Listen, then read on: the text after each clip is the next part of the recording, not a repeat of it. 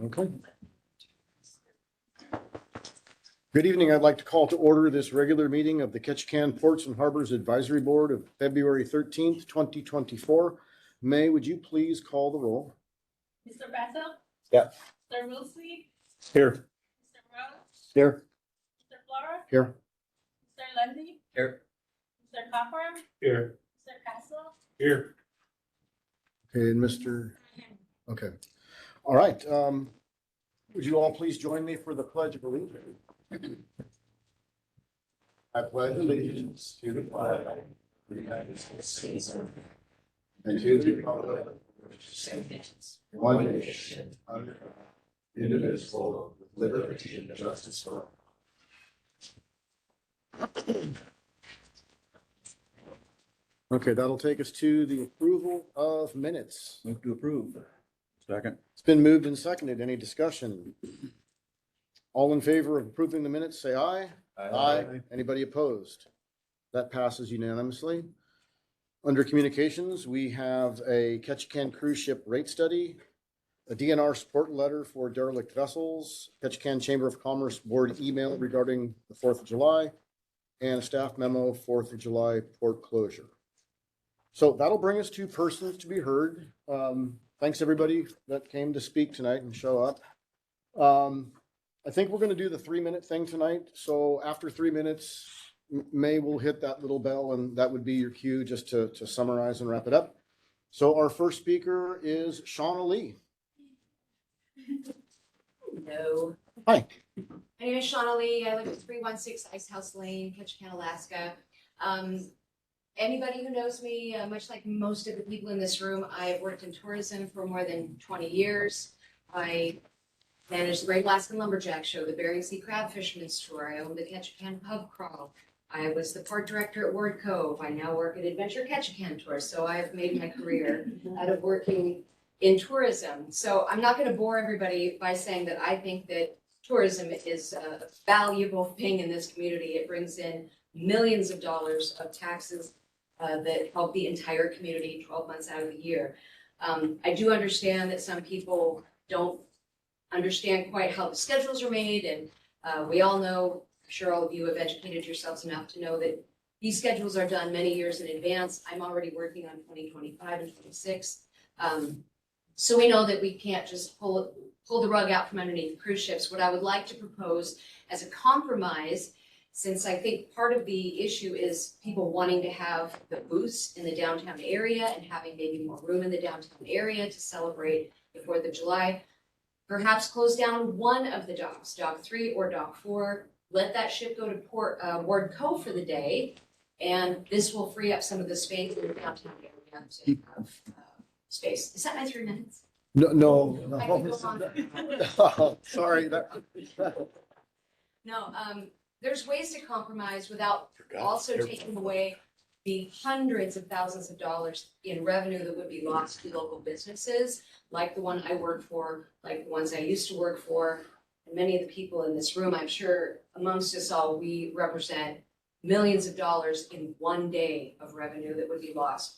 The 4th of July is a huge day. People get off those ships and they want to celebrate the 4th of July by doing something that is quintessentially American, seeing a bear, going flight seeing, going fishing. They come off the ships to see the parade. They go to the booths if the booths are available.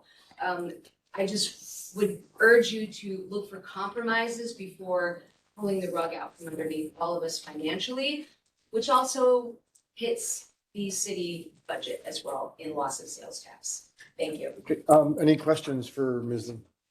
Lee? All right, thank you. Shelley Greaves.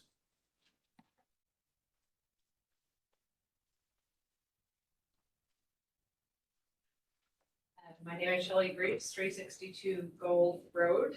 Thank you for your time tonight and your service on this board. I'm here to speak about the closure of the docks on the 4th of July. I've lived in Ketchikan for 27 years and have raised 5 daughters here. I've participated in too many fundraisers to mention or count. And we all know what fundraising means in this town. It means you buy a raffle ticket from me from KTV, and I buy a soccer coupon book from your son, and the money goes around and around and around. So having 2 days in the summer, the Blueberry Festival and the 4th of July, where we can capitalize on some money and reach into the pockets of someone off of this island to help to ease the financial burden of fundraising on all of our nonprofits and our kids' activities is of great value and great benefit. The Blueberry Festival in the last 27 years since I've been here has done an excellent job of intermingling tourism in the downtown area with their event. It has grown, it's been highly successful, and has been a great source of fundraising. And I think we need to follow that example in being able to not close the docks, close streets if we need to. We need to intermingle our 4th of July activities with the tourist to make that a successful, more successful event for those that need those funds and can raise a large amount of money in a short amount of time from that day.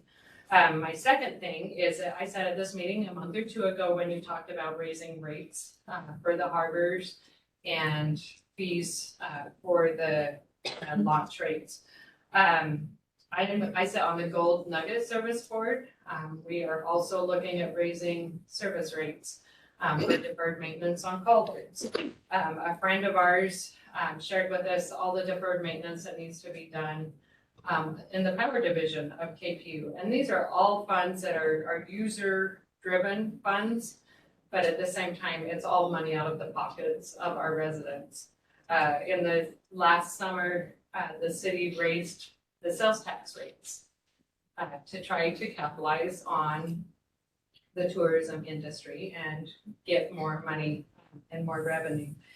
And so I'm kind of baffled, or I don't understand how we can say on one hand, we need more revenue, and tell the industry that is willing to provide revenue for us, even into the nonprofits, even into the fundraising, and provide revenue for us, and on the other hand, say, well, except for this day, that we're willing to totally disrupt their schedule, inconvenience them, send them to somewhere else with their money for a day when we are crying for it ourselves. To me, that just doesn't make sense. So I'd urge you to vote no vote against closing on the 4th. Okay, thank you. Any questions for Ms. Groups? Thank you. Michelle Kane.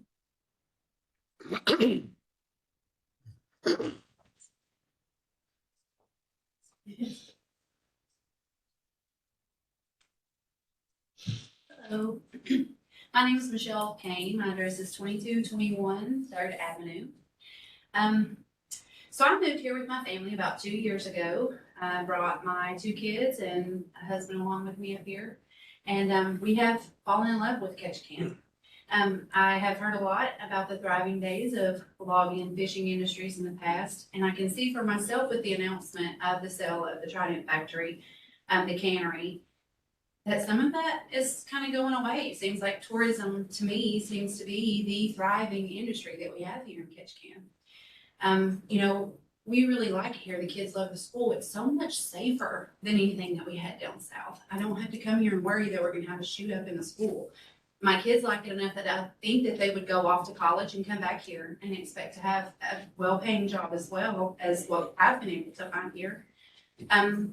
My family enjoyed the 4th of July last year. We came, we enjoyed the parade, we enjoyed the fireworks, we saw everything that was going on, and it was really exciting to see people from all over the world come here and see how America celebrates the 4th of July. So having them here wasn't only about the revenue, it was about the culture. It was about sharing what we do here on an island of 10 to 12,000 people with people from everywhere all over the world.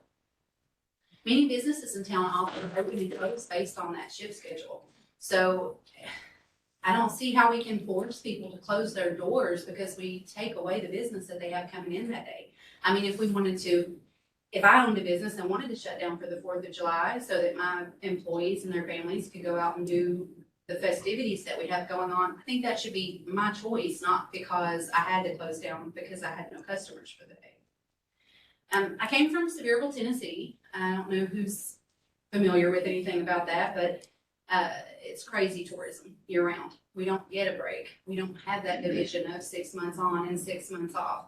We went from 10.2 million visitors to 12.4 million visitors in the year of COVID alone. And it was crazy. I mean, our streets were packed, the parking lots were packed. We did not get any kind of a break from that revenue coming in.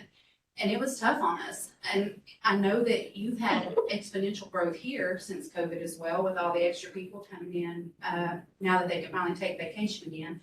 But we still have that, you know, we're running businesses and we can sustain that 6 months of winter because of what we're bringing in the summer with the extra sales tax and the other things that are going on. And I would also encourage a no vote for closing the ports down on the 4th of July. I think that that's business that we really need. If we start there, where does it end? You know, I mean, what happens next? What happens if they find someplace else to go for that day? And they think, well, you know, we can find someplace else to go these other times too. I think that it's just a dangerous precedent to set. Any questions? Thank you. Taya Plamondon?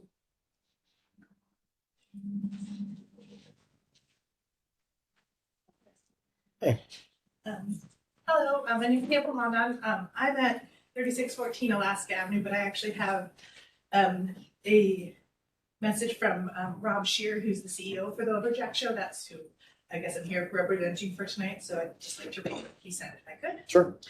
So first of all, members of the Portsmouth Harbor Committee, thank you for your service, of course.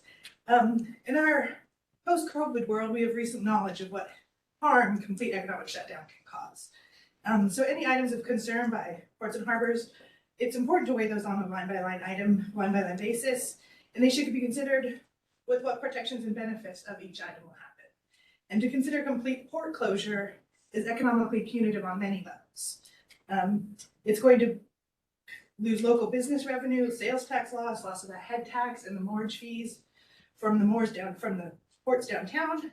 So that should really be considered as a major consideration for this. Concerns should also be considered because we see and we know that if we close downtown, Ward Cove Port is still open and those ships could still come into port at Ward Cove. So if the goal is to limit the number of people in Ketchikan that day, that's not necessarily going to be a solution for that. And so closure is not actually a solution. What we would like to see, as Sean mentioned, is maybe more of a compromise and to see if there's another solution that can be found before going to the extreme of closure. Many of you know, probably at the Lumberjack Show, we do promote a large event. It is exclusive community event on the 4th of July. That's the Iron Jack competition and the scholarship program. And that is only possible for us to have that event and if we have a healthy port and the port to promote that economic revenues. So thank you, and that's his statement. All right. Thank you. Rick Erickson.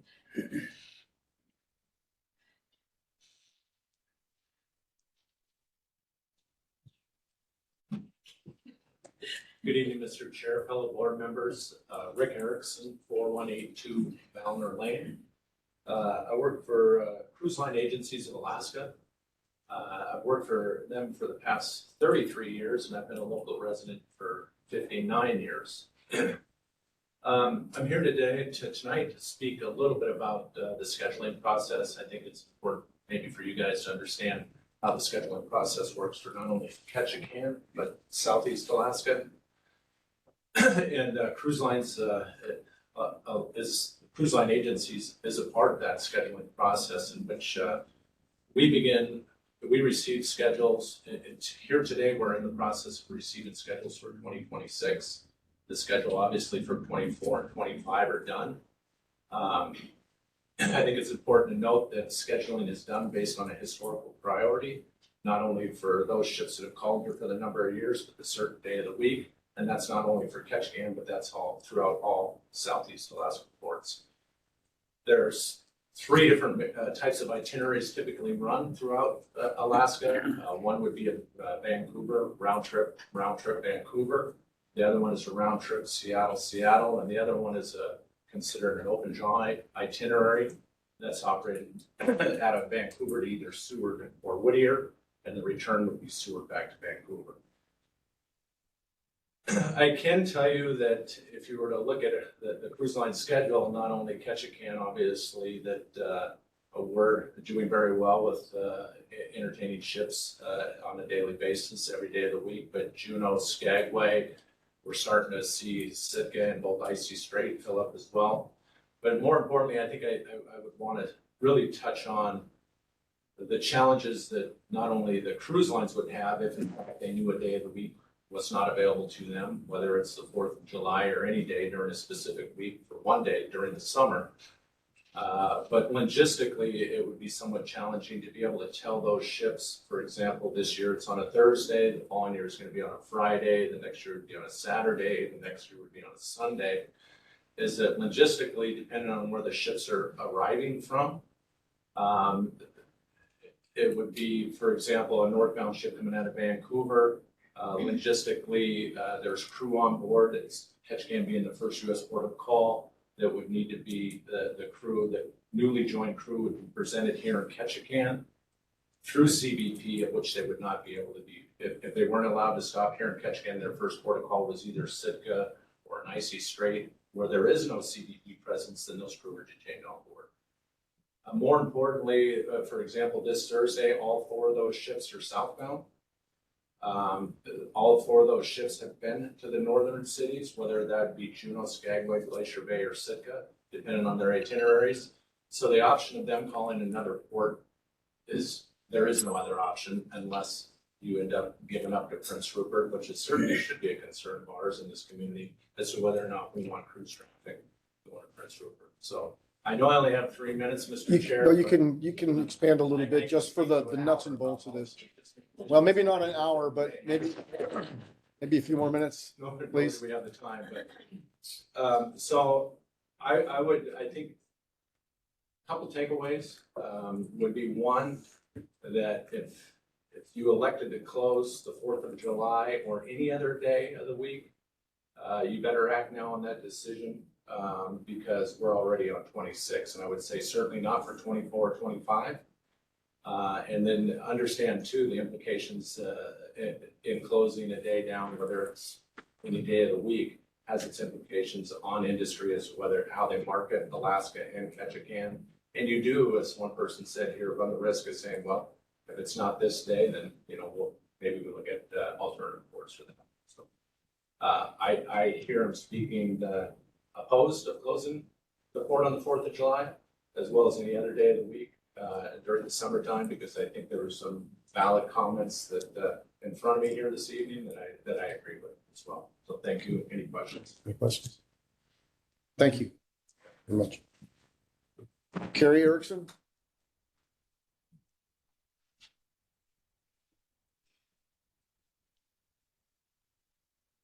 It's Carrie Erickson. I'm sorry. At 4182 Belmont.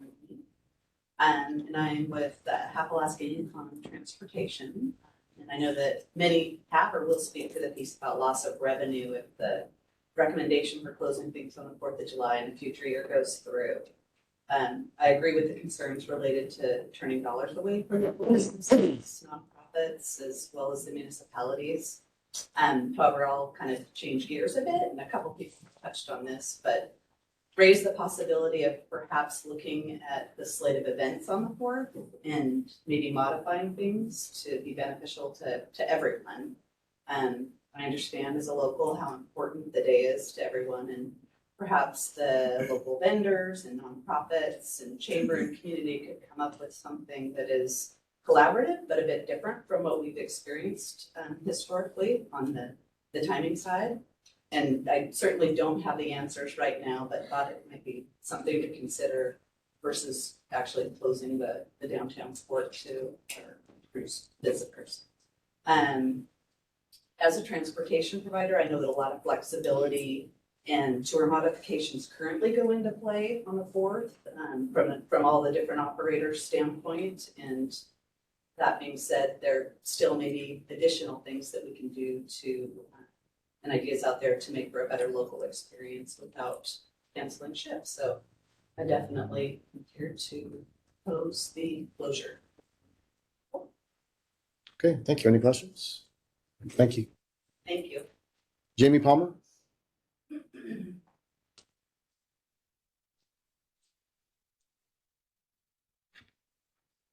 Hello, everyone. Jamie Palmer, 310 Parnell Street, speaking on behalf of myself and no other entity. Though I do represent 3 entities that I'm going to talk about tonight. And like other folks in the room, you know, we all carry way too many hats. And so the first hat I'll talk with is Allen Marine Tours. I'm the Vice President of Product Development and Guest Experience. And part of that is experience the 4th of July. You know, we know that whenever our folks come off of our boats on that day, which can add up to thousands of people, we're bringing them in and out of the port every single day. Safely, securely taking them out on these fun adventures and bringing them back and then telling them how to get to the stores in town to buy whatever it is they're looking for, or on that day, how to go and have some fun on the 4th. And so we tell them what time the parade is and where's the best spot to go and see it away from a little bit of the congestion, or how do I get to these booths where I can donate and have a crepe or whatever it is that is being made that day, right? Which is always so much fun. And like others have said, the energy in the air is amazing. So comparing to, I grew up in North Carolina and we don't have a parade on the 4th of July. We have a Christmas parade, you know, but here we don't do that because it's dark and cold and sometimes ugly then, right? But we take advantage of these days and it's so much fun and the energy is amazing in comparison. So advocating from that lens and all the tourists that we see all the time. But from an economic development standpoint, I own and operate the Captain's Lady on Creek Street. And one day of lost revenue would be awful. And I'll tell you that, like we've already endured as business owners in this town. We've been through, gosh, I opened in 2017. I've been through sidewalk repairs, road repairs that had hiccups and delays nonstop, right? So then we fast forward, we finally get 2019. We're all excited about 2020. COVID comes and wipes out our revenue. Then we have this little smidgen of a season in 2021 where we have a tiny bit of revenue, but doesn't mean much because we still have to get around to the next season, right? And then here we are now, fast forward, we get through that, we're all still climbing out of debt, and now our own citizenry wants to kill us again, like we're fighting our own people. That doesn't make any sense. Why would we stop revenue from coming into this town when exactly like what Ms. Greaves said is the municipalities having to raise rates everywhere. So bringing in tourists to bring dollars into this community is a big deal. And it's one that's very much appreciated. So through COVID, the reason why my small business survived is because I also opened up a candle company, started making candles so that way I could pay my employees and my rent and everything else because everyone loves candle. And then turns out everybody wants one. It's not. But also in that, I recognize too with the loss of tourism and a ton of revenue wasn't going to the nonprofits in the area because the typical generosity of all the businesses wasn't there. We couldn't give anything that we don't have. And so nonprofits lost out tremendously also. And so this candle company, I built in a little bit of money that went to nonprofits so that way the money kept trickling around, right? But we can't be generous business owners if we don't have cash to give. And we need the tourists in town for the energy and the excitement. And I am clearly vehemently against you posting the board. Thank you. Any questions? Thank you. Brindley Greaves?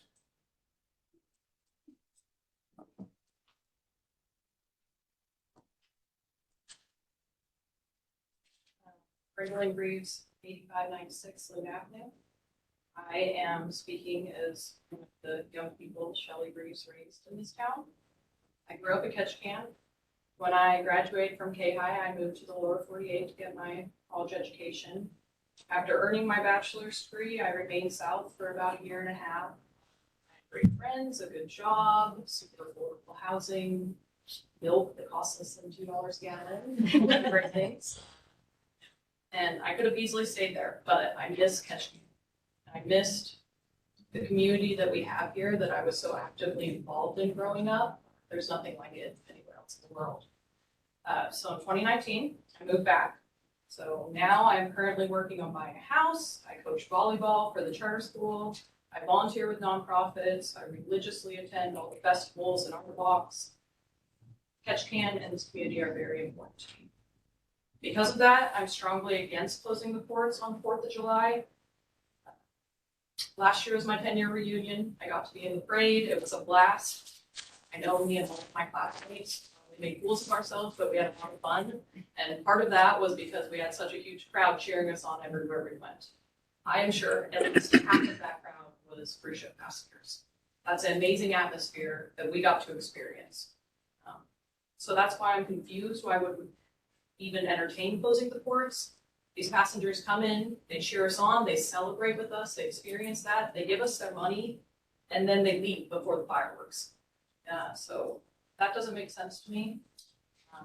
As a young person who's decided to move my life here, to continue calling this home, and I want to continue calling this home, I'm worried about the precedent it sets to close on the 4th of July. I aspire to be a business owner in this. I'm worried that this decision could impact my future and the future of my classmates that have decided to come. So for those reasons, I strongly oppose this. Thank you. Questions? Thanks. Stephanie Sons?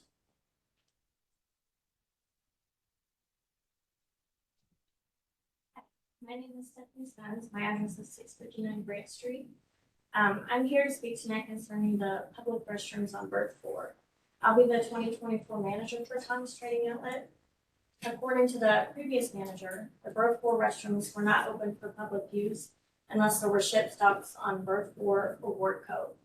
When calling the harbor master inquiring as to why the restrooms were not open, she was told that there wasn't enough staff to maintain those restrooms.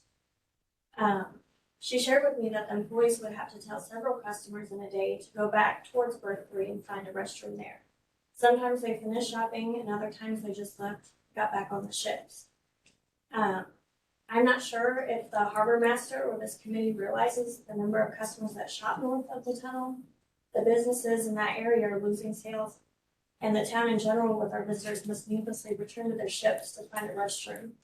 It's unwelcoming and embarrassment to our town to deny our guests just a basic restroom. Under consideration tonight is the closure of the ports on the 4th of July, which will take revenue away from our city.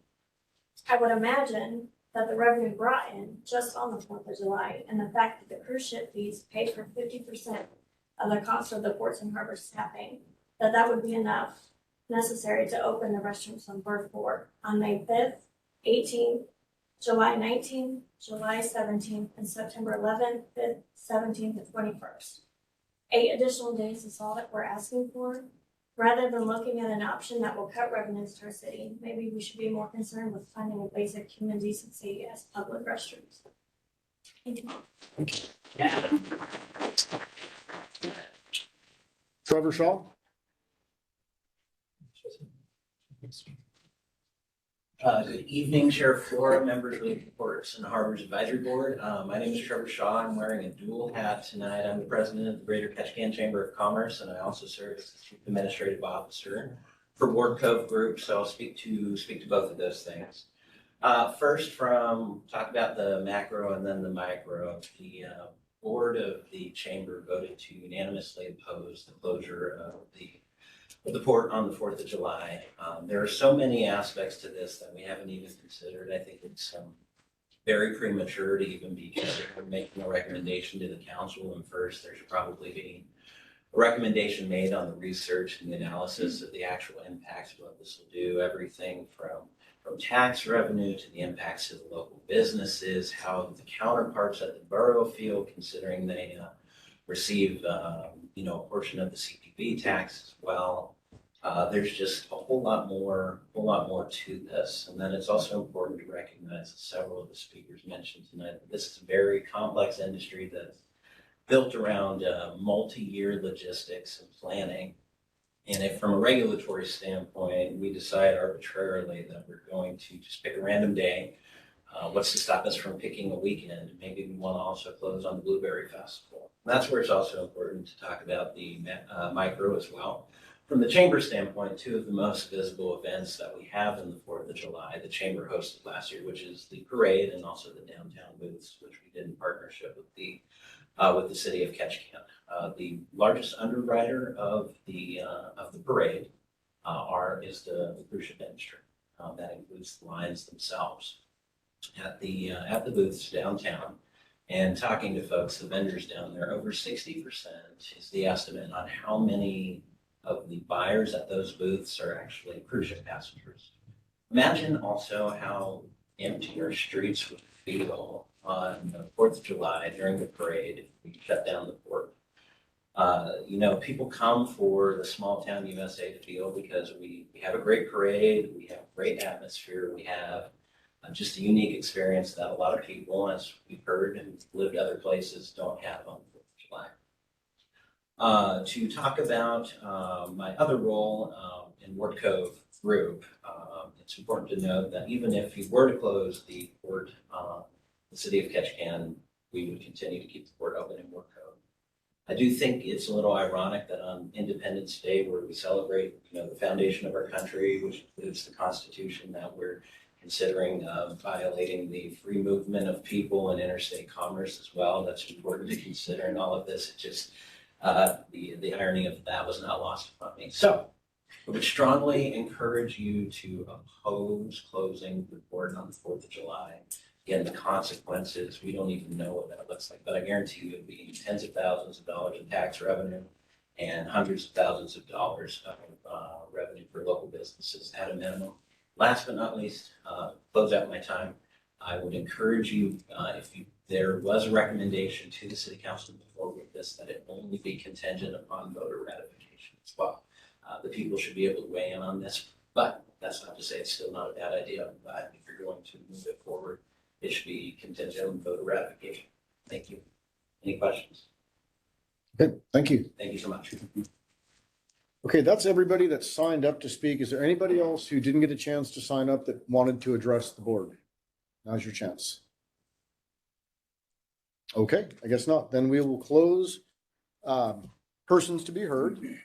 And that will take us to unfinished business, closing the port on the 4th of July.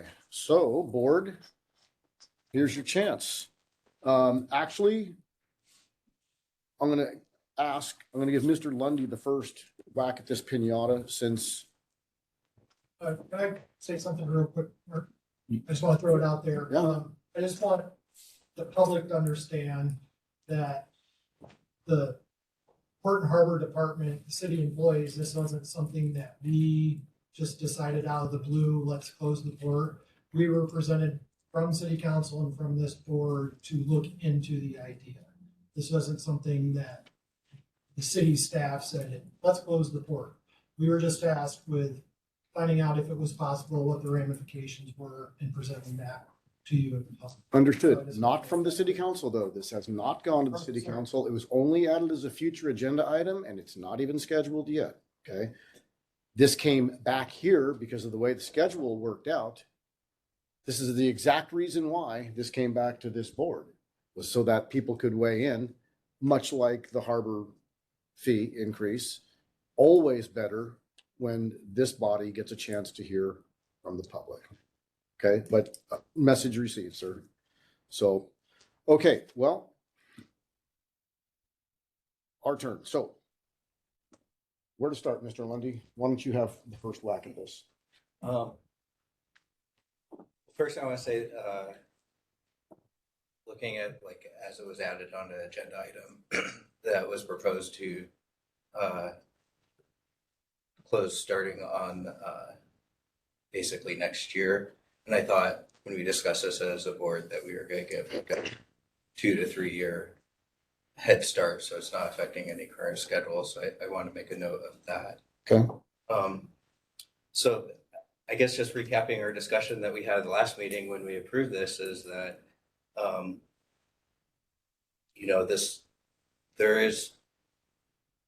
I've been approached by people from the public. This is, just not something we're just making up. There's people that have approached me and people in the public that would like to see the port closed on the 4th of July. So our discussion that we had last time, there was going to be a cost. There was going to be a cost economically. There's going to be a cost to, cost to businesses, a cost to the port. And I guess the thing is the benefit to the community of having less tourists in town on the day, the big celebration day for us. Does that benefit outweigh those costs? So someone else. Who else? Lee? I just want to say I agree with everything that's been said so far about the public. And then I would add that I wonder if this, opens us up to potential needless litigation because of the constitutionality of the issue. I just don't think the city can afford this. Everybody keeps telling me how we're out of money and that we have all these projects that we need to fund. And then we, talk about throwing money away, essentially. So. Well, you bring up a decent point, and if you pay attention to what's going on in Bar Harbor, Maine, it hasn't been decided yet, but as Mr. Shaw alluded to, the Commerce Clause could come into this. Yeah.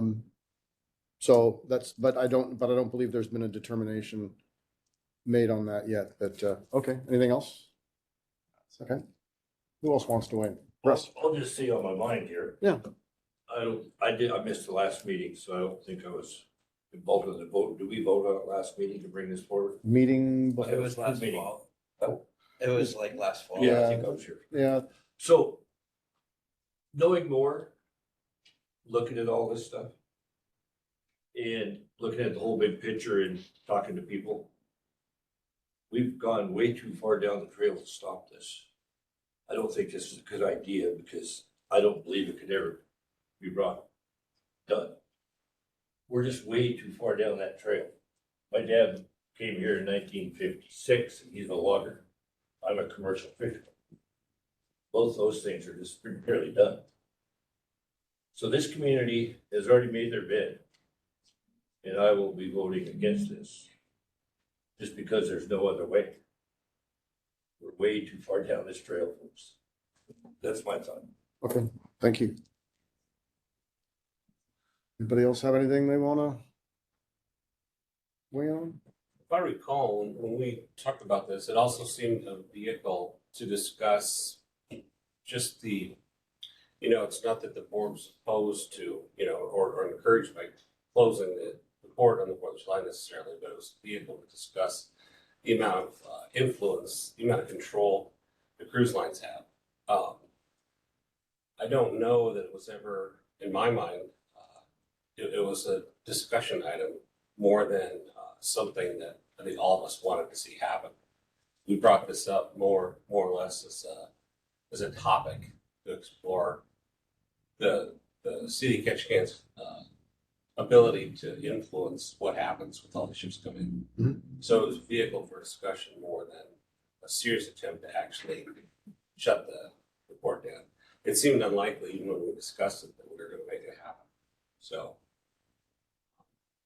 but that's my recollection of when we voted on it. I pretty much agree with Jim. It was brought up as a discussion to pursue, but there's, like Russ says, we're too far down the line with tourist industry to put a stop to it. Anything you wanted to add, or did? No, I agree with what's been said. It was more a topic of discussion. I think some of us that have been here for many, many years remember when there were no cruise ships. And just put it out there to see what the reaction, the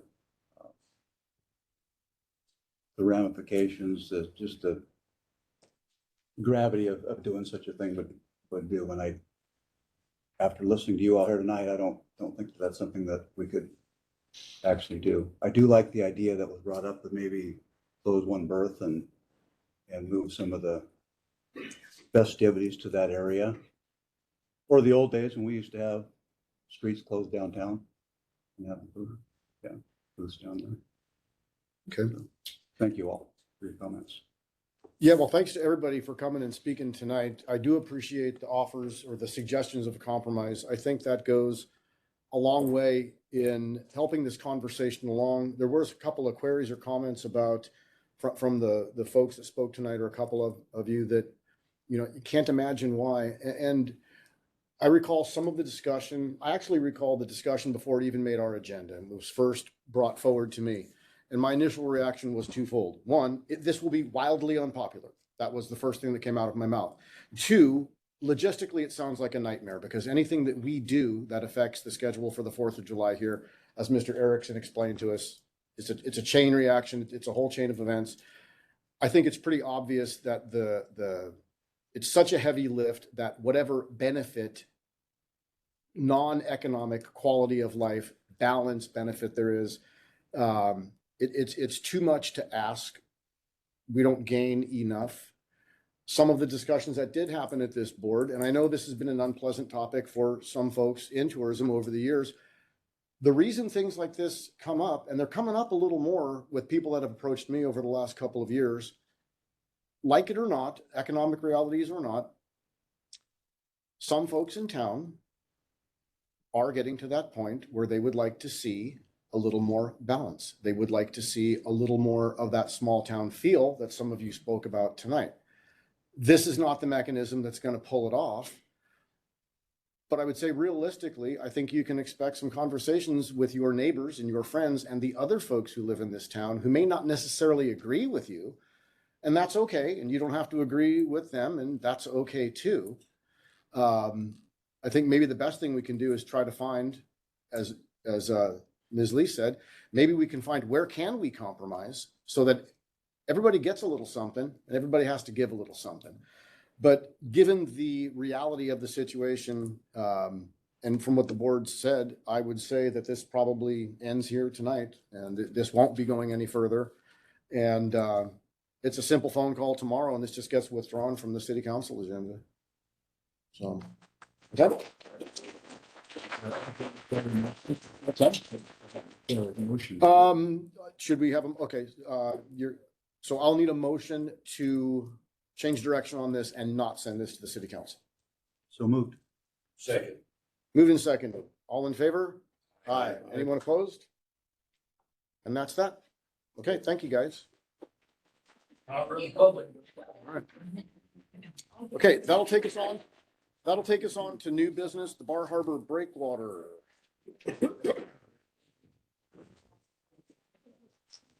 Clear out here for a second. What's that? Clear out here for a second. Well, we knew that this was what was going to happen. Yeah, that's. I got a lot of comments from people that were like, why would you allow it? Which, I had people that how I age, like so, with live in this town, their families live in this town. They go, I'm gonna miss. That's what they told me. I'm gonna miss having that boat over there looking up at these. well, that's fine, but when I had several people approach me in person and via text saying, why would you allow it? And I told them, it's not my job. I represent everybody. It's not my job to censor the agenda. That doesn't happen. Allow this. So, This is. Okay, now All right. that's quiet. All right, in the communications, there was an email, I don't know, buried in there, just a quick little email from Monica there, from the Army Corps, just with a quick update. We're still waiting on funding, or finding out if they're gonna be able to get funding for replacing the floating breakwater. So they won't know until, like it says in the email here, until the FY 24 energy and water bill is passed by the Congress. So they're waiting on that. One thing that I forgot about is when they were here in the summer, they did mention the rock breakwater, where there's some areas where it's kind of sloughing off a little bit. Nothing major, nothing that's a big concern. But they are adding that to a future project down the road where that'll get rehabilitated, and hopefully at that time, when we start talking into that, we can get the dog legs put on the south end in the middle entrance there, where we have the floating breakwater in the middle, and there used to be the floating breakwater on the south end. Originally, those were supposed to have dog legs, but they ran out of money when they originally put those in. So hopefully down the road, if this project moves forward, we can get those dog legs added on. That will make a big difference on wave action coming in there. float tent especially. So that's where we're at on the breakwater. Any questions? So they got a bid, they put it out to bid, they got some numbers back, and it was way more than they expected. Yeah. My hope is that when they look at what it's gonna cost, they're gonna factor in the inflation that there's going to be Right, yeah, hopefully a they couple don't years down the keep road. repeating the same Right, mistake. Thank you. That's my worry as well. So, so there was money allocated for this? Yeah, there was money, it was supposed to get replaced this summer. But when there was money allocated, but they didn't allocate enough money. So where's that money? That's Army Corps, that's got nothing to do with us. I don't know where that, they probably put that money into some other Okay, project. that's federal money. That's federal money, that's, Okay. the Army Corps of Engineers owns the break. They're waiting on your tax return, Russ. Yeah. Oh, you God. Any other questions on that? All right, EC Phillips, Army Corps application. Okay, this was just sent to us, by the Coast Guard, actually. They're looking for input. If anybody has any concerns, the EC Phillips applied for a permit. From my understanding, their plan is to tear down the old Silver Linings building, rebuild it and put a new dock in, bigger dock and everything. Cause you got a copy of the permits. And basically they just wanted to let us know that it's there if we have any concerns or anything, or, concerns or worries or anything, to let them know.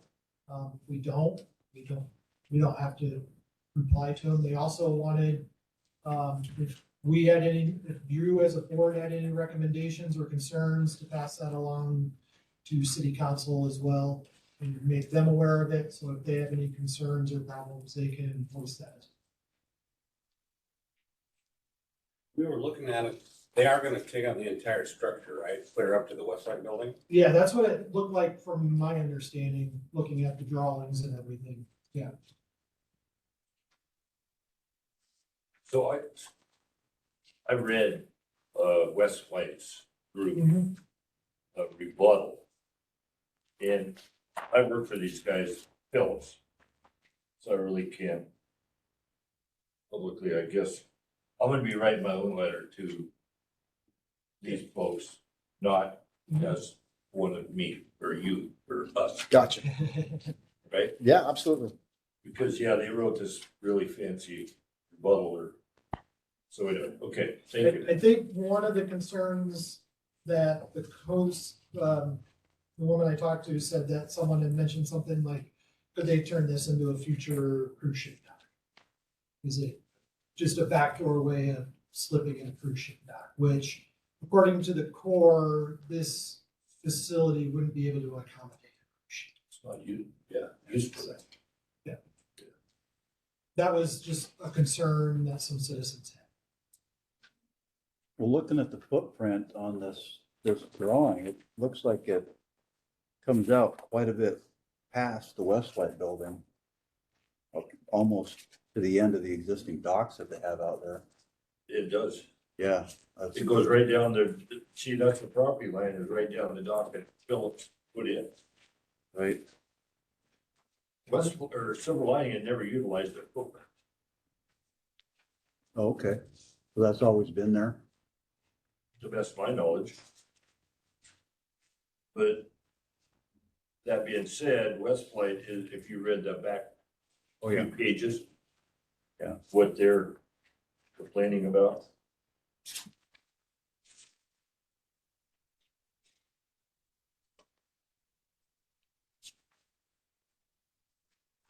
We got one letter that May included for us that I couldn't open. Was that the one you're talking about? There was one that I couldn't access the document. It was the one from, it was the letter from the chamber about 4th of July. Okay, well, that was Rivers. So the one from West Point, they were not happy about it? Look at the back few pages. It's about, yeah, This right here is, see, they're the adjacent property, so they get to have a say in there. Right. And it looks like this goes right up, I mean, oh, yeah. Right up I mean, on it. I think their objections are pretty well founded. That would eliminate any entrance from the north to any type of harbor they have in there. They're gonna have to turn their harbor around. You might not be as good when I'm getting it. Keep going. Keep going. There you go. In the very last, they show a picture of trying to, Their plans. what they have now, right? This is what West White Dock looks like today. Okay. See, and then they give you a chronological date of when they put this stuff in.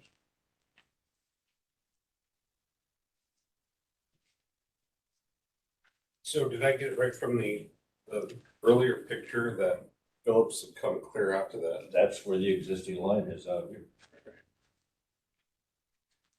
But I don't know, I haven't talked about it, that's, pre-existing line to match with their other footprint of their other property, but it certainly looks like it to me if you look down at these other pictures. One thought is that, there's a couple of big yachts in there. I think Dr. D Group's got one. That's what they're bitching about. They would lose their fee. Right. To tie these yachts up. Like they wouldn't be able to get them out maybe. If they're trying to creep out down that little hole. Right, so then Westflight would be forced to reconfigure. Yep. So, if you start looking at these blocks, this is what the property line blocks are. Right. They'll just want to use their property. Right. As an advisory board, I don't know that I need to weigh in on I that. can't weigh in. Yeah. I think this is just more information for us, so this may go down a similar road of the Berth 4 expansion in Talbot's where, Yeah. you know, there's gonna be some pretty heated discussions and, you know, the Army Corps doesn't move that fast anyway in a perfect world, but this looks like this could get kind of contentious, so. But I was saying before the meeting, quite frankly, especially with the news of Trident, the fact that these guys want to build a new facility in Ketchikan, you would know better than me, Russ, but, and you would too, but that Well, all sounds this kind of, started way before Trident. This has I been mean, it's in kind the of, works. sounds encouraging that they want to be, this is a They still long want term, to be. they want to be here, right? So, sounds like there's some upside for the seafood industry and commercial fishing with this, but Phillips, you know, since I've fished for them, maybe Russell too, they've always handled money fish there. But, you know, you buy fish, the big issue is what to do with all the pinks. So Phillips has always partnered with somebody for all the pinks to either award co or. It didn't work well this year. Yeah, it didn't work well at all. So, but yeah, I don't know. I don't know what they have planned, but they've had that whole section out there. It's been covered with pallets and stuff, the I-beams. yeah. But it's possible that it just wasn't enough to get done something, you know, they needed more square footage. Maybe if they could move all the way down, that they could actually, you know, they could handle some things or do something that they couldn't do, but they can't do now. They need a cannery. What's that? They need a cannery. It's the only way you can put. Or more, or tunnel freezers maybe, or something. Yeah, they've been doing that, but they're out of room. Yeah.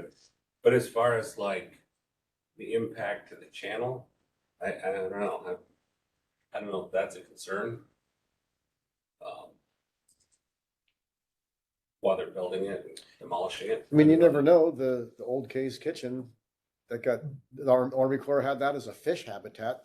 That, Yeah. so never underestimate them, the ability to complicate this thing even more than it probably is already. Well, look what we had to do just for our little drive down the ramp, when you had to give up eelgrass. Yeah, yeah. For a float. And at some point, if they don't do something with this, it's just gonna be another derelict property, right? It already is. It's looking pretty rough. I mean, Yeah, Yeah, it's good. I mean, it's, traditionally, we've had a hard time getting rid of those. If they wanna take care of it themselves, well, and Phillips already has taken care of a third of it, like, Yeah. you look at those piles Yeah, they put up there and they haven't finished the deck, but they took the trash that was there and put all fancy pilings in. any other comments on this topic? All right, port rate study. What do you got for us, sir?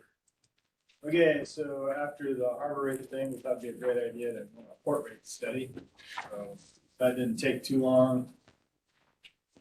Finished it up in a few weeks, and I have it in front of you. What you're gonna see if you go through this, just to quickly summarize it, is Ketchikan is in the middle of the road. Yeah. A lot of their stuff. One thing that is a little low for us would be anchored ships, what we charge them for lightering. It was a little low, but that's not a big money maker anyways, I think, anywhere.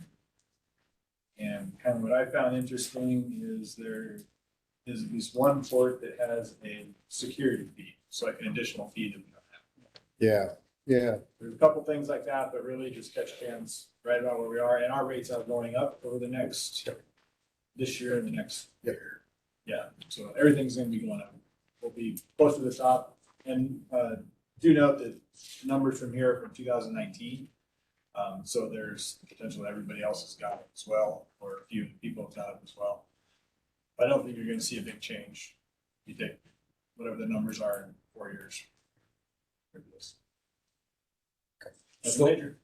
So the rates are already going up next year? So what happened was, it's the sole benefit that came out of the meetings with the industry when there were discussions about modifying berth 3 to accommodate larger ships. And the genesis of the rate increase was, well, we'll allow a rate increase as long as we can, how do I phrase it? Essentially, it would be the industry paying themselves with the rate increase until they were paid back to help partially fund the berth 3 expansion. The city didn't have the money.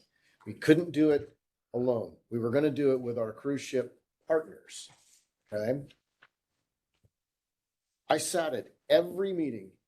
It started in December before last, and it went on what, 10 months? Not too much less than a year, back and forth with this outfit. And then at the 11th hour, we're going to do it. We're going to do it. We're going to do it. The city had to be careful with how the language was put together. It could not be construed as debt to the city, because then we would have to go to we'd be answerable to the bond bank. We couldn't incur debt.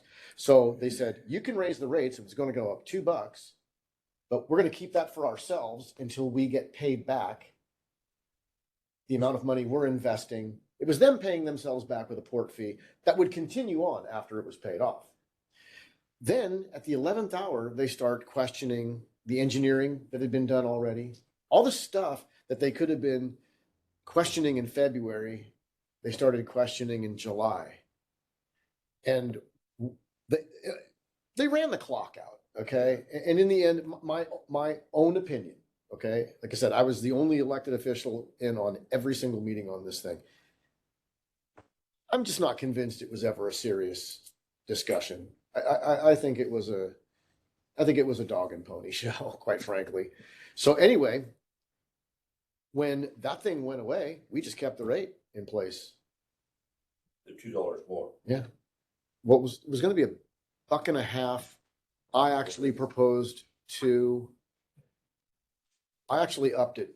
I can't remember the exact amount, but whatever it was, I actually upped it. So yes, over the next 2 years, it's going up. And that starts this summer? Yes.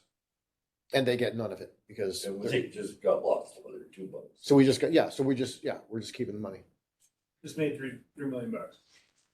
Yep. Okay. Which we can use to fix the promenade because they're not gonna participate in that. Oh, that's a different topic, sorry. And they can't be used in our harbors. Nope. Maybe, look, we're gonna, Exploring that. we're exploring, I actually had a conversation with the manager today. And it's taken a while, but we're actually exploring a mechanism via which we can use port funds and apply them proportionally as needed, where we can show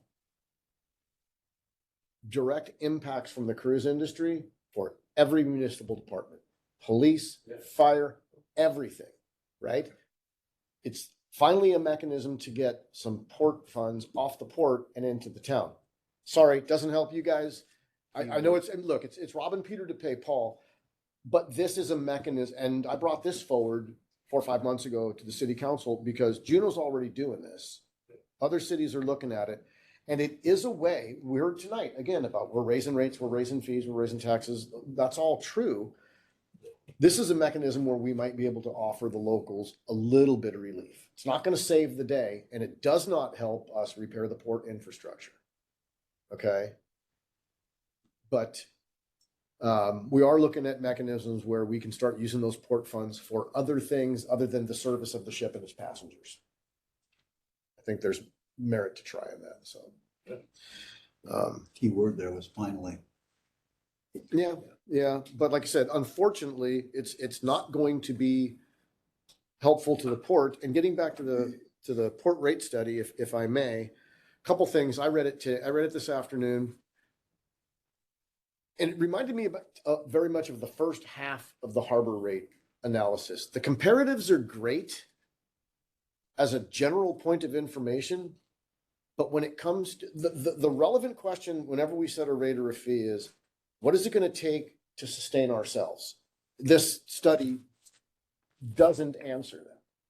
So there's the city managers purchased this thing called a rate engine where we're going to be able to start calculating just based upon math rate structures that we need going into the future for all city departments so that we can sustain ourselves.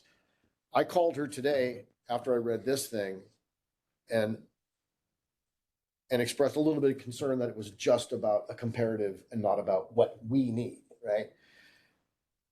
I talked to James before the meeting. P&D is now starting on an analysis of the port infrastructure, and the public works infrastructure, which is the Tongass dock, is actually getting lumped in there. And then they're going to come back to these guys and the city manager and go, okay, your waterfront infrastructure needs this, this, this, and this, and a projected price tag or, magnitude of order is going to be blah. Okay. And I said this before the meeting, and I'm going to stick by this only because I've been down this road with basically every city department, every single city department.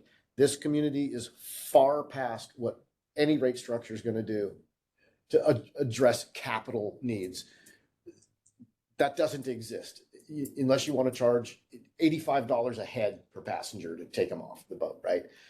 That's what I think. Okay. If I'm wrong, I'm wrong. But so we'll probably, I would guess, look at her, and Craig can correct me if I'm wrong, but I would think the more rational goal would be what's the rate structure we need to maintain operations? And then we're going to have to figure out now, how do we actually pay for the stuff that needs Fixed. work?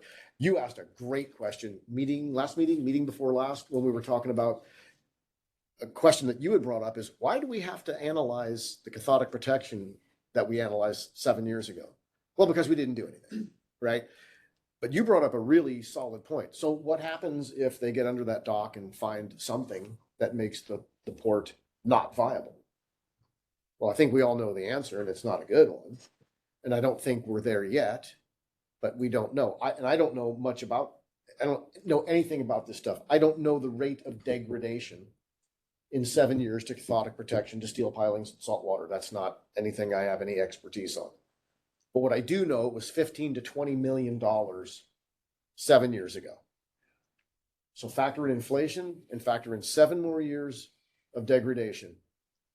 And that's going to arrive at a price bigger than the initial price, plus everything else they find on the waterfront. So after we have that information, then there's gonna be another study that will actually be, what is the rate structure that the community of Ketchikan needs to keep its port open for business? We volunteered for this job? Oh, you don't get paid? No, I didn't. Yes, you did. Yeah, we're in trouble. But it's good stuff to know. So it's good to know that we're, in the middle. I don't know which one it was, Seward or Kodiak, one of those up north. Boy, there's a couple of them. And Anchorage, holy cow, there's some big money, but they also get what, three ships a year, right? Any other comments on the concerns or questions about the rate study? So if we're gonna we charge rates that cover operation, like, what are we gonna do what's the alternative to cover our capital? I've asked the question multiple times a year, every year since 2019. I don't know. No, look, it's not, isn't a criticism directed at anybody on the staff. I've gotten no answers because nobody knows.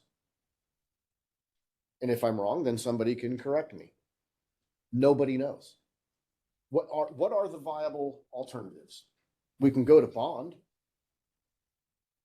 Do we want more public debt? Is that a viable option? Would the voters support it? I don't know the answers to that question. So you can try to bond if we're bondable. But the finance director has told me while not exhausted, we're near the end of that mechanism, You can try to bond. What else can you do? How much debt's the city carrying already? I don't know the figure off the $148 million. I don't know the total debt. And there's two different basic kinds. There's, general obligation bonds, which, we back with the full faith of the city. And there's revenue bonds that support themselves like these. Yeah. But the other thing, I've had some discussions with a couple of other people locally, is you go and lobby the state and you go and lobby the feds. I also asked this question and didn't get an answer, and I wasn't trying to be an alarmist. I'm looking for solutions. I'm looking for ideas or answers or mechanisms that would help get the money we need. And I mean, are we close to the declaration of some sort of public emergency? If the dock becomes unviable, if any portion of that infrastructure out there says you can't tie up here. We just heard what closing one day does. What happens if you close down berth 1 and 2 for? It's worse than one day by a whole bunch, right? To everybody, to those folks, to the city, to the, to municipal benefit. It's a lousy answer, but it's the only one I got is I don't know. There is a ton of money out there for port infrastructure projects, as long as you're a cargo port. That's what I've been told by staff. If we were a cargo port, if we had containers getting hauled off that dock, onto that dock, on and off that dock, we could go find money. We could apply for grants. How many containers do you have to pass over the GO rail for cargo dock? I don't know, but I did ask the staff if it's time for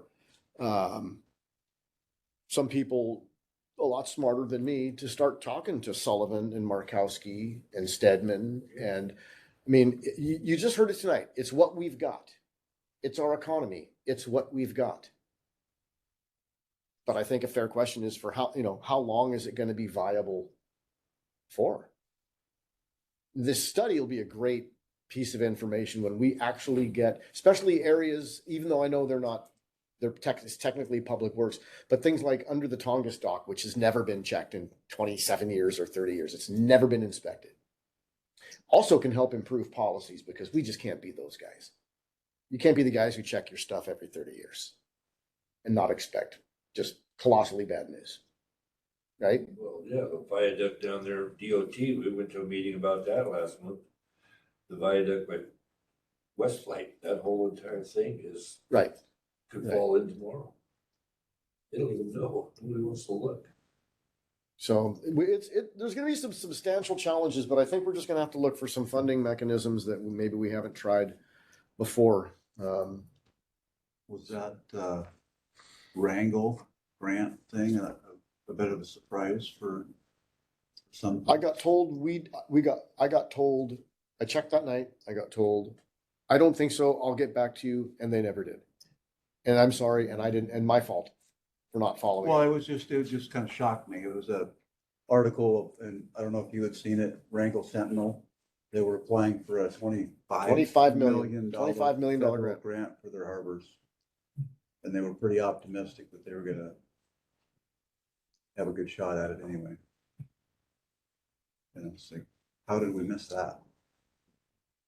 So, anywho, if there's nothing else on that topic, we've got the director's report. I want to circle back, and I should have Sure. had this on new business, but in the communication, there's a copy of a letter that we drafted up for Oh, yeah.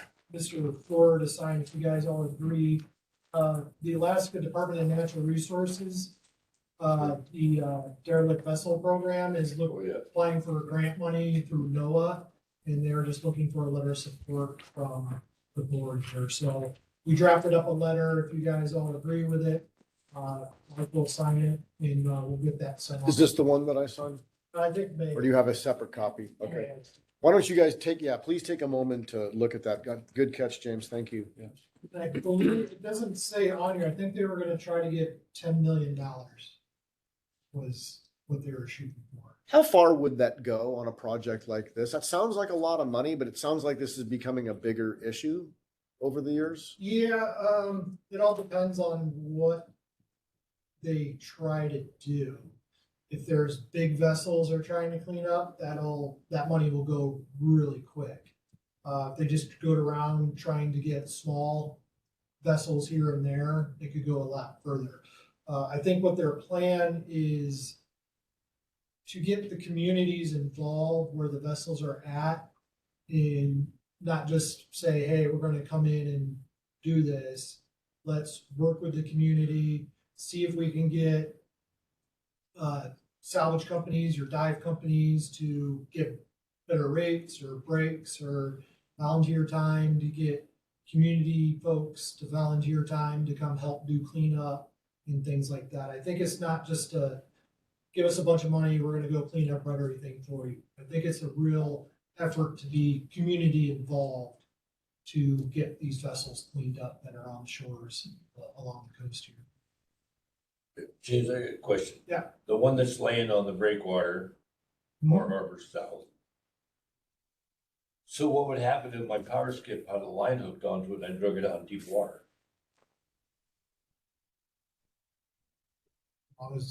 Would the code, who says what about that sort of thing? I'm assuming it's been there long enough. The Coast Guard's stance, and I'm not, generally, we find with the Coast Guard is if it's not polluting, they don't care. If it's not leaking oil or fuel or anything like that. I'm assuming it's not, it's been there a couple of years. They just, wherever it is, if it's not a hazard to navigation, it's not leaking an environmental hazard. I used to think they were opposed to scuttling, but it sounds like you guys have got a guy that scuttled a few with their blessing. Yeah, the same thing. As long as they're clean, they don't seem to have a problem. But he does it right, well, he takes them out really deep, takes them out of the channel. Yeah. Cause if it's big enough, they'll put a buoy over it. Yeah. You know what I'm talking Yeah. about? Well, that old tugboat that was out here for a few years, Oh, yeah. the old wooden tugboat, it sank in Mosier. We Yeah, tied it right. up on the buoy To the Coast out Guard there, buoy. and it sunk out there, and the Coast Guard said, yeah, there's no fuel or nothing on it. Not worried about it. even tied to their buoy, they just. Yeah. Took the ball with it. What's Yeah. that? Took the ball with it. Sure did. That's the scary part. That thing's Gonna pop that up thing's one still, day. it's Yeah. still buoyant. It'll pop up one day. Yeah. Oh, So I guess just a show of hands of you guys all, you want a motion? I think we need a motion. Yes, let's support it. Okay, we're good. Right. Now the director's report? Yeah, all right, Please. I'll go over the harbor stuff here. We continue to update city code, new rate structure that'll be implemented April 1st. We haven't had any real more feedback or pushback on that from users since that's passed, but we foresee that changing once we get closer to the actual implementation date and people realize that it is changing. Summer temps, I just talked to another one before the meeting, but yeah, I've confirmed 2 of my assistant harbor masters from the last 2 years are coming back. I'm still looking for one more to fill all those positions. I've only had one person apply for the temporary maintenance positions, and he wasn't gonna work, so we're hoping to find somebody on that. We'll just have to wait and see on that. I did talk to my maintenance guys, and if we don't find guys that are, I don't wanna say qualified, but don't have some kind of knowledge, it's more work to train than it's worth. So, we may not have temporary maintenance guys this year unless we get some viable applicants. Just a heads up on that. Assistant harbor master, Noah Webb, started as our new full-time assistant harbor master on February 2nd. Mr. Webb is quickly learning the position and will be a great addition to the department. So full-time wise on our harbor masters, we're all full up on that now. Good. And I think we got a really good crew that will hopefully be around for a long time. Our new full-time maintenance positions, we did have a good applicant for that. Actually forwarded his paperwork down to HR yesterday. So just waiting for approval from them. And once we get approval from HR, we'll get him started as soon as we can on that. That'll definitely help out if we can't find good temporary harbor masters. We'll at least still have 3 full-time guys to hopefully get as much done this summer as we can when the weather's nice. As far as the harbor operations, we continue to weather our winter storms here pretty well. We've had some minor damage, a bow rail, which we got fixed. Thank you. We've Good got some job, frozen water lines.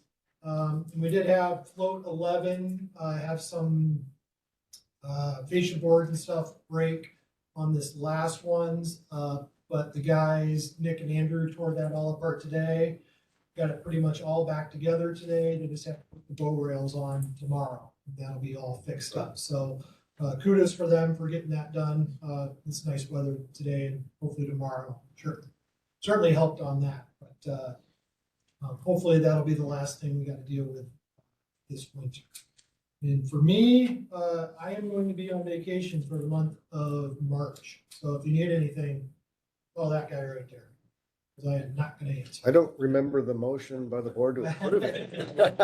You're more than welcome to deny it. You're just going to have my wife. You're gonna veto the whole thing, aren't you? You Well.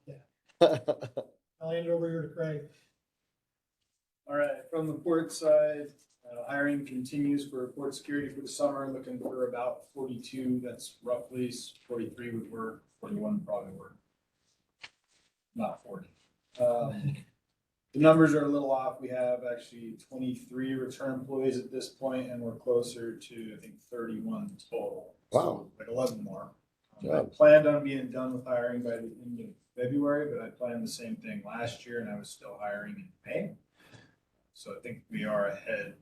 Good job. Only needing 11, and I do have kind of my top end figured out. So people that will be supervising when I'm not there, the leads that will help out with all the stuff around there. We have What's that. your age group that you can hire? We like 16 in case they need to drive as a minimum. If something happens, we do have the rig, we can get people around. So we do like that. It's not a requirement. There is nothing in city hiring that says they have to be at a certain age. I had a 15-year-old 2 years ago, but she turned 16, I think, the first week of June, right when school got out. So she went to Craig and got her driver's license. She never worked until she actually had it. She was hired at 15. 16. 16 is kind of a natural minimum. I apologize, I don't know the date, but there's a job fair coming up at the high school for the kids, okay. Which brings me to point 2. Okay. I didn't turn the page. On February 23rd, so we'll be doing that. Kind of looking forward to it really because I don't have a lot of return high school kids. I don't know if that's a pattern. Last year, We had 8 return from 2022. No, we had 4 return from the 8 we hired in 2022. That makes sense. So about 50% of the high school kids reapplied, came back. Last year I had, I think, 10 total, and I have 3 return high school. I do have a call out. I talked to Eric Matson, top. His son is one that I'd like to have back. So hopefully they're just lollygagging a little bit. Yeah. And some of those are the people that didn't apply until, March and April of last year, and I was still hiring them in May. So I'd like to have a good little number of high school kids just because they do help out on the weekends in May and then the weekends in September. They're a little more valuable even than the college kids that way, because college kids are here and then they're gone. Yeah. High school, at least we can drag a couple extra days out and give people a break at the end of the year, especially. So the job fair, we'll be doing that with HR. That's that on hiring. For Yokohama replacement update. UBC did get the contract to supply 6 Yokohamas. They're all 14x8, so bigger, upgraded version to go on to Berth 4. How difficult is that?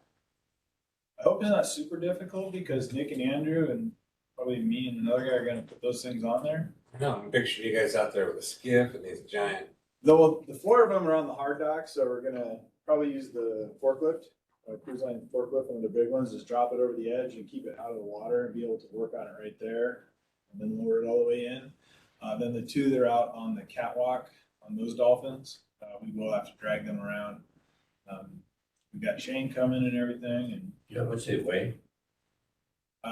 actually I have an email somewhere. I can give you an exact. It's The 7,000. actual fenders aren't the problem, it's the chain. The chain. Chain's gonna be. That's the heavy, and having to get those in. So, But you guys have what you need then. Yeah, and we have a plan. Andrew actually made us some nice drawings. Ish. So we'll get that all figured out. And those are gonna be here, delivery is gonna be in April. Our first ship on Berth 3 isn't until about the 5th of May. So we should have a weather window and be able to get those all in place.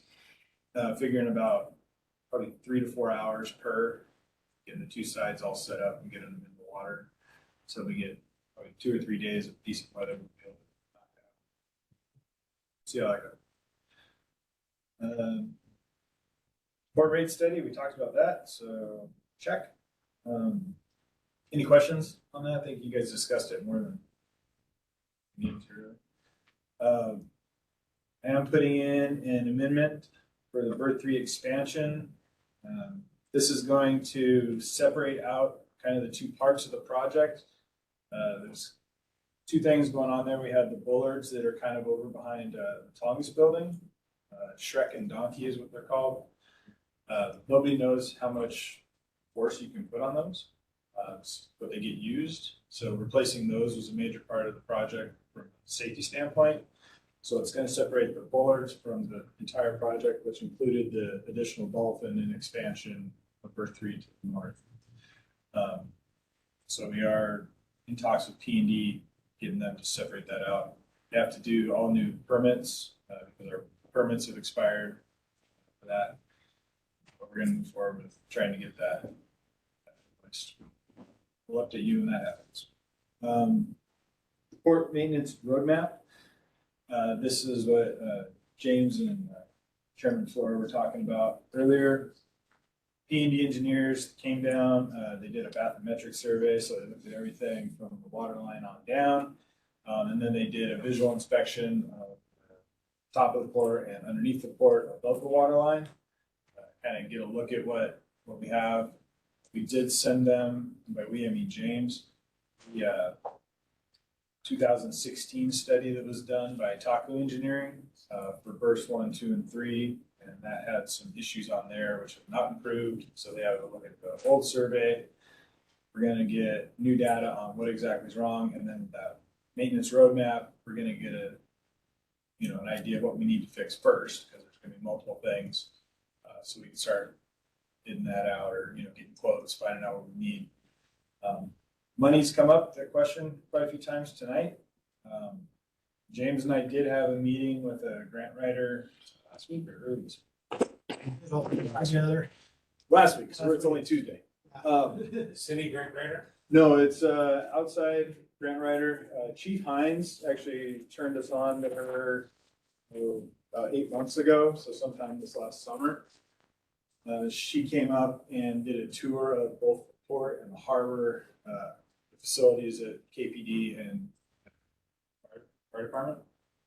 So we had a really good day with her, just walking around. That was in late September. So she kind of understands what we do. There were ships here when she got to look at it, so she understands that.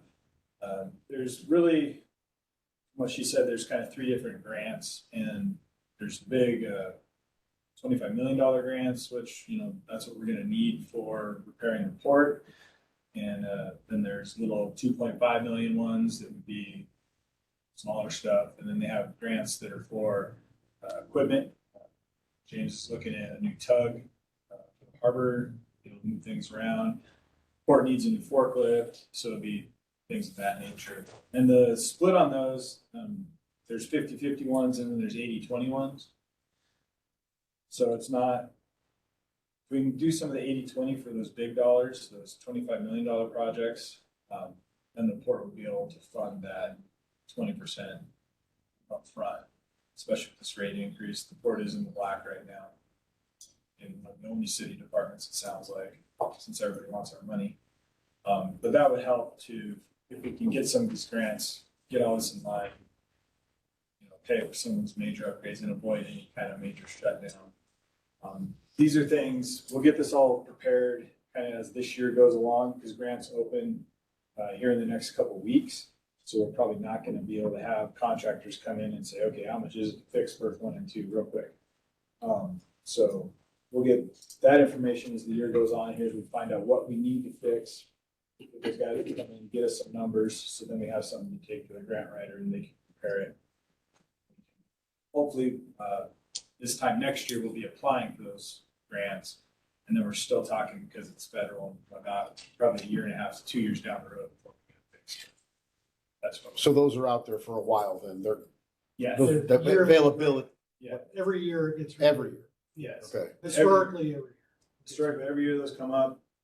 And then it just takes like 18 months for all the processing and getting all your things together. So even once you know you have it, you're probably not going to start until, you know, like. Did the grant writer have any information as far as how, what's the competitive environment for those grants? Very competitive, and talking to just other people, Anchorage ends up getting a lot. Shocker. They do move cargo across their port, which you guys had already brought up.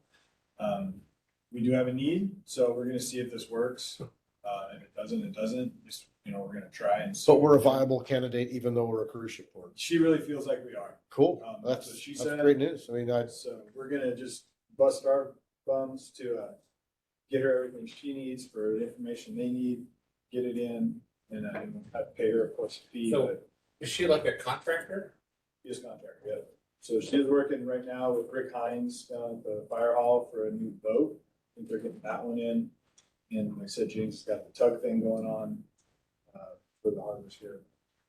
So, see how it goes. We talked about it a long time ago about wanting our own grant writer and or being able to share one with the city. But yeah, I never thought that you'd go find one of that contractor. So that makes perfect sense. Yeah, Rick Hines, our chief, he's all over. he's been all over He's that a stuff. go-getter. He's done a great job. He's done an awesome job. With finding money and. Yes, he has. grants. He's done.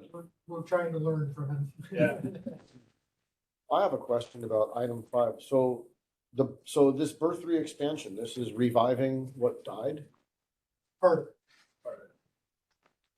Can you elaborate a little bit on that? And the reason I ask is, when this thing fell apart, Mr. Berg brought us a list of priorities, and the will of the council, I can go back and look, and I will check, but at that time, the will of the council was, we're done with berth 3. Berth 3 is what it is, and now we're gonna move on to fixing things instead of making new things. So how did this come to pass? This amendment is pulling out the thing that needs fixed. This Okay. isn't anything new. This won't lead to the accommodation of a larger vessel. No. This is just repairs. Yes. Perfect, thank you. Okay, Repair, little bit of an upgrade. gotcha, okay, but not the same project that we weren't able to No, accomplish. this is actually for ships that tie up on berth 2 and 3. Okay, Because the bollards in between there, the lines come from both those ships to these bollards. okay, And we don't, those bollards are so old, we have no data on them. So we Really? don't know if they can handle 10,000 tons of line strength or when they're gonna blow. Because we don't have any information on Okay. this. cool, thanks for the Well, explanation. those go pretty deep, don't they? Those are just connected right to the hard dock. Is that how? So this will be the actual pile. It'll look just like the rest of berth Okay. 1 and 2. Down at the end of 1 where it meets 2, there's a bunch of double bollards. It'll be 2 sets of those. Okay. So ships from both sides.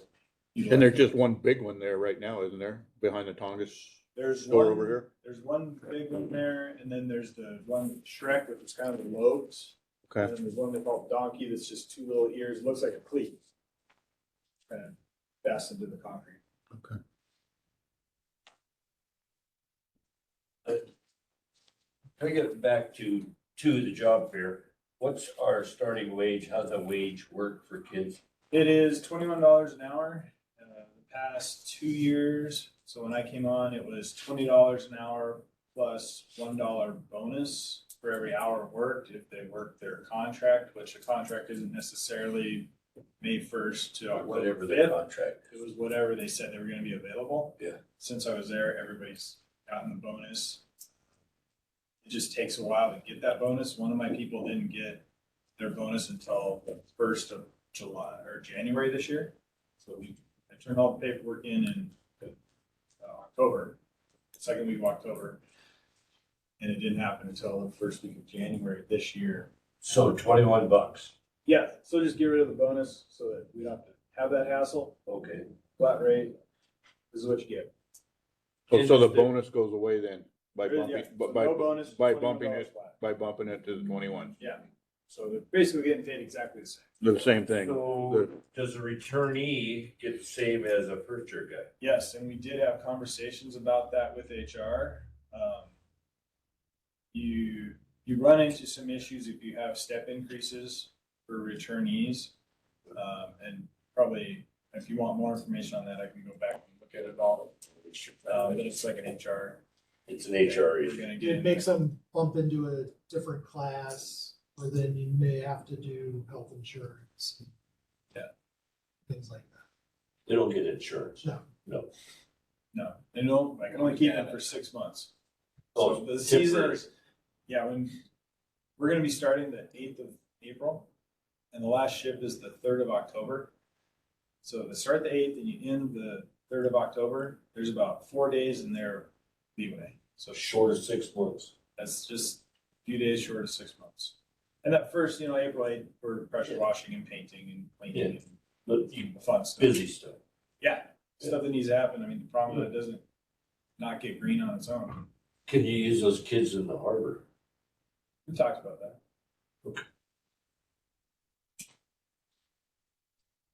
Any other questions? Okay, future agenda items. Do we need to have an agenda item about the berth 4 bathrooms? Does this board want to hear about restrooms? Yes, I do think so. I think this town is woefully short on restrooms for the amount of visitors we have. Every day that ships are here, the bathrooms are open. So I'm not sure exactly what that was all about. If they aren't open, that's on me. But we open the bathrooms regardless of where they're at. What berth? Any berth.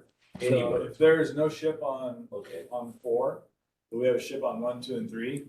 Like first thing I do in the morning is I walk and I open up berth 3, and then I'll walk down the promenade, check for the dog poop and stuff like that, and I'll open up berth 4 and then come back. So, And the city is working on getting at least 1, maybe 2, like portable trailer. I thought I heard something about portable trailers. Yeah, the tourism manager brought that to the council, month or so ago, maybe a little bit longer than that. So there will be at least a little bit of, Petersburg has one, it's pretty impressive. So I think we're getting one. Where's that gonna go? Well, it can be spotted in more than Wherever one the place. need- I'm not sure where Wherever the greatest need is. it's going.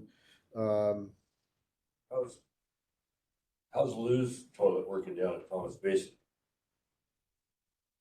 Lou Williams, I think. Lose Lou? Yeah. Lou's Lou. I haven't heard anything about it. Everyone, Must be working. yeah, It works, we had our way, it'd be gone. Is it- why is that? With it being right next to the Salvation Army, Yeah. it's graffiti, destroyed, it's a constant going down, cleaning up, and every winter, no matter what the maintenance guys do, it freezes up and blows lines. Oh, It's, So that's and, on your yeah, watch? the harbor has Yeah. to pay for it. Yeah. Work Harbor pays for it. They broke the door handle up twice Yeah. this summer, and the door handle's like $800. They did some really good graffiti around the whole inside, so very panoramic. Thought I had a picture of it. We're trying to keep an eye on Matt, spray painter. Could Spotted him. Could it be cheaper to just rent porta potties from You go park them in the winter? Tyler Tyler? or something? No, we do have a cleaning service come clean them. But we're still getting calls during the day that, hey, it's overflowing, or We almost need, shoved a whole thing of toilet paper down there. And we've had people make their homes in there. not And surprised. I went in there one time and she had a little rug laid out and her clothes all hung up on the inside, and I cleaned it up later. Does that, does the maintenance of that bathroom, does that come out of the port or the harbor? I've heard a lot of stories from folks of how nice the bathrooms are out at Ward Cove. You know, they're in the warehouse there where they're all set up, the freight cars, I guess they're really nice. They look pretty cool. What's that? I got a chance to tour that facility twice in 7 months, and the difference between visit one and visit two, this is a couple years ago when they were first getting going, they were really getting stuff done out there. And yeah, then quite frankly, the restrooms looked pretty good. I didn't actually go in. I've been inside there to look around, but it's a shame to think that folks might have to get back on the ship just to find a bathroom. Yeah. Well, we tried a couple years ago, but the price tag for one bathroom came in at $1.5 million, and that got $1.5 million for a bathroom, and we said no. Believe that? I can believe it. Actually, the initial thing was yes, but $1.5 million for a can? And that's a permanent one, park somewhere? Well, you have an interesting job, sir. Yeah. Actually, looks like Nick did the painting. I have a whole folder of graffiti. And going, Do you really? oh man, so bad. This last summer was really bad. So we've been in Cyrus for all. That 5150 was everywhere. So anyway, I'm not sure if that needs to even be an agenda item, but, and I heard that last summer too, that they weren't open, and then I heard they were, so I'm not. it's usually in the. Was that incorrect then? What? They might be correct, but they are supposed to be open. My staff is told, make sure those bathrooms are open, and we do get called. I think like Saturday where we're down here and there's not a lot going on, and Ward Cove has like the Norwegian Jewel come in. Sometimes they won't get down there until, like an hour later. Later, okay. So, but yes, every day, and we did put the bid out for the contract on that this last week. It did open, and it includes every day. Okay, well, I'm not gonna ask that to be added then myself. Any other future agenda items you gentlemen want to see? Okay. Board member comments, Rick Bethel. Thanks, Van. Everyone. Just thank you, May, for all the info. It always helps to see it in paper. Yeah. Yeah, thanks to all the staff, and it was good to see a full house. Thank you, Eric. We knew it was coming. Got us a full house, yeah. Well, we know where the majority stands, or those willing to speak. Local majority. Oh, yeah. Livable, yeah, there's Well, that's kind of what we base our actions on, for the most part. Eric? Yeah, it's funny to see, you say, okay, we're gonna do this, but you don't know where the rings, what it affects.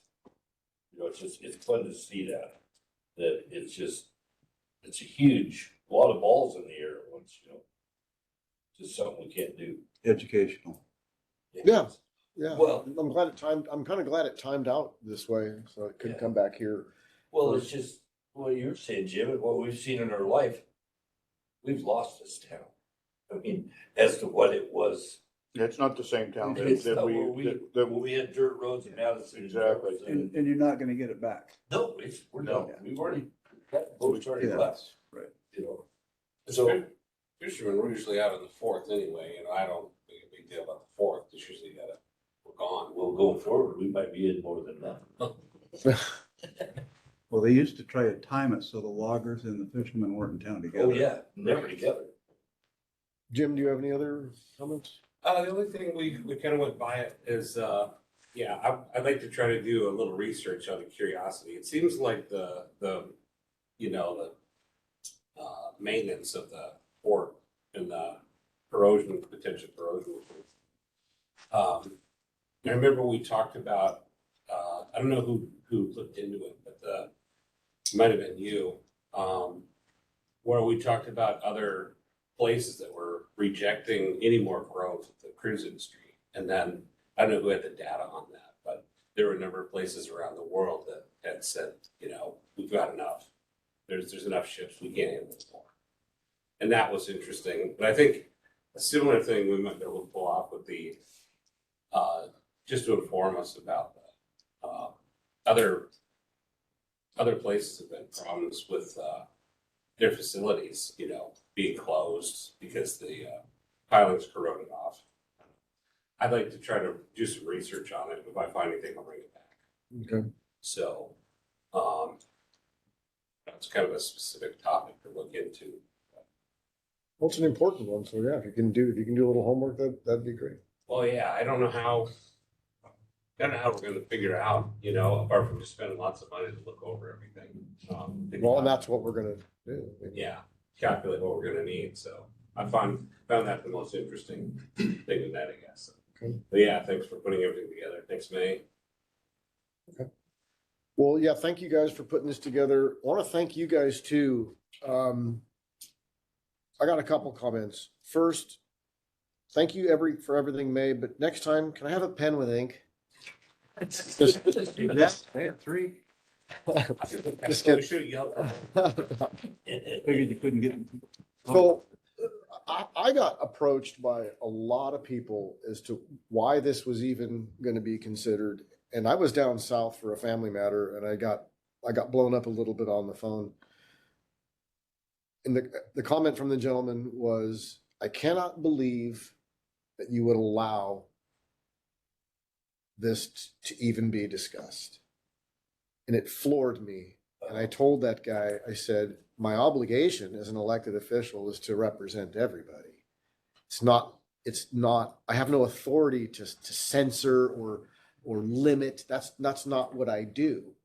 And I said, and by the way, you're just one guy asking me to kill it. So should I ignore you too?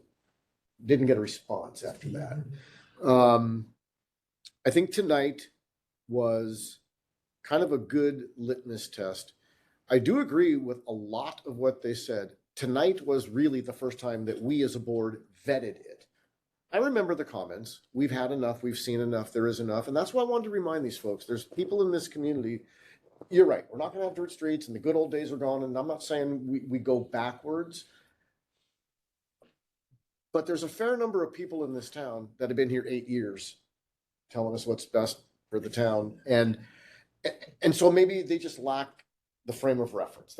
That's all. It's not a bad thing. Maybe they just don't really have that much depth of experience. But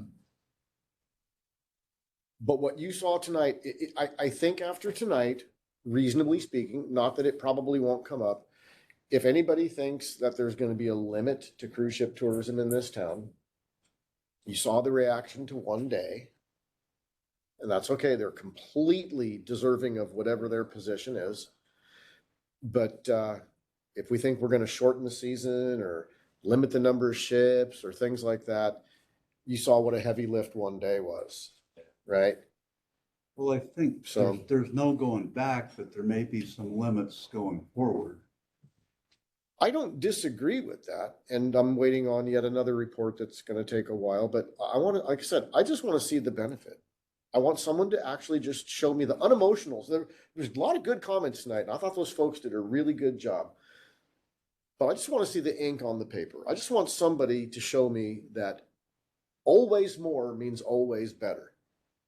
I took my grandson for a walk in his stroller around town, around my neighborhood the other day. And it was like being in a Baja dune buggy thing, man. It was awful. Streets, curbs, sidewalks, the housing problem, the houseless problem, we got issues in this town, right? And I'm not blaming what's going on with tourism for that, but I also don't see it as the panacea that sometimes it's presented to this community as. That's why I asked for, just consider what your neighbors think. Instead of going, I can't even understand why people think like this. That's a problem. That's how you get here. That's how you get to where we're at, right? So we'll see going forward. I don't disagree with you.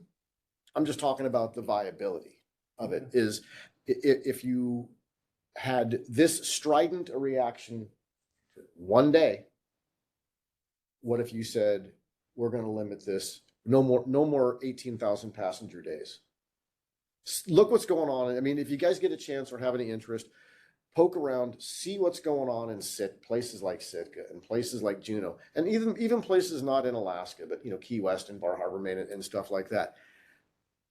The things that some in this town are saying are issues to be considered is not some sort of anomaly. It's what happens in virtually every mature cruise port.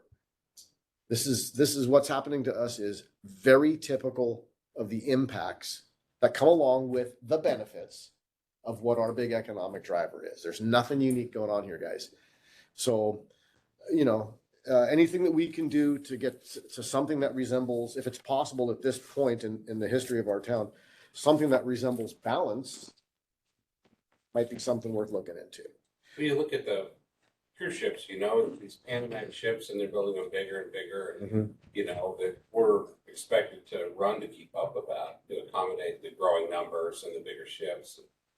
They're building them first, but then seems like figuring out how to tie them up when they get here shouldn't be necessarily secondary. So, well, I went not too long ago and spent some time with Cruise Line Agency, talked to them for hours actually, and I mean, we're at our cap already. Like without infrastructure upgrades, whether they bring in a certain number of Panamax ships per day or they continue with the smaller ships per day, basically we're at the limit of what the infrastructure can handle. That's interesting. It won't be any more than that. That's interesting to hear them say that because they're also telling us 2 million people within 5 years. So which is it? Which one of those, both of those things can't exist together. And I don't know. You must have heard the 2 million figure. Those numbers were all when the Berth 3 expansion was still. Well, then maybe that's maybe how the community limits. If you can't limit it via the Commerce Clause, we have no obligation to build anything. And then can't afford it. Where Cove isn't necessarily factored into that either. Right, right, and there'll be more, So there'll be more. There's more to come in the vicinity. It definitely makes sense. I mean, you can only dock up so many Panamax ships at a time, which is 2. Right. And then you're never going to have one at anchor because those ships are just going to refuse to anchor.